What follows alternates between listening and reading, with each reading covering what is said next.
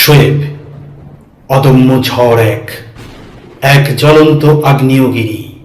নিঃশব্দে শুরু হয় তার পথ চলা, তারপর মুহূর্তেই কাঁপিয়ে দেয় অন্যায়ের প্রাসাদ।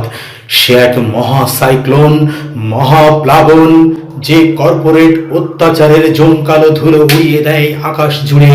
সে এক টর্নেডো, যেখানে মানুষের ভয় পেয়ে থেমে যায়, সেখানেই বুক চিতিয়ে সত্যের পতাকা হাতে দাঁড়ায়। শোয়েব শুধু একটি নাম নয়, সে গ্রামীণ ফোনের ৫% আন্দোলনের পথিকৃৎ। সে দীর্ঘ লড়াইয়ের অবিনাশী মুখ, এক মহানায়ক, এক মহাবিদ্রোহ, এক বিস্ফোরণ, এক আগুন যা নিভে যেতে শেখেনি।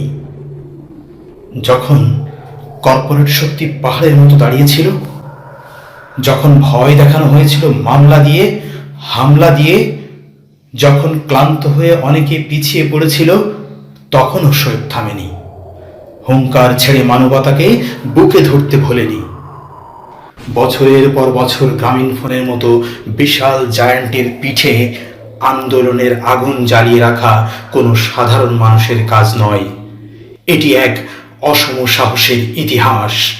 ৪,০০০ নিপীড়িত কর্মীর চোখের ভাষা তার বুকে।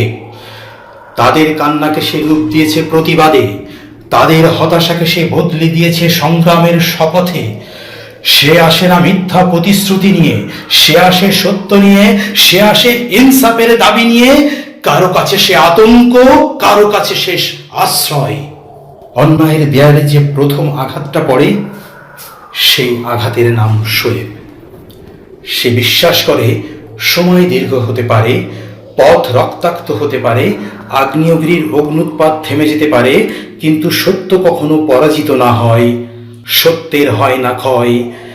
এক হাতে তার গ্রামীণ ফোনের ৪,০০০ কর্মীর ন্যায্য ৫% পাওনা আদায়ের ডাক, অন্য হাতে কর্পোরেট দুঃশাসনের অন্ধকার অধ্যায় ছিন্ন ভিন্ন ডাক, আর হাতে তার ইতিহাস বদলানোর ইতিহাস। কারণ শোয়েবদের জন্মই হয় অন্যায়ের ভিত কাঁপিয়ে দিতে। শোয়েবদের জন্মই হয় মানুষের অধিকার ফিরিয়ে দিতে। শোয়েবদের জন্মই হয় ইতিহাস লেখার জন্য। শোয়েব দুর্গম, শোয়েব হতাশার শাখায় এক প্রাণ, শোয়েবরা সর্বময়, শোয়েবরা চিরন্তন।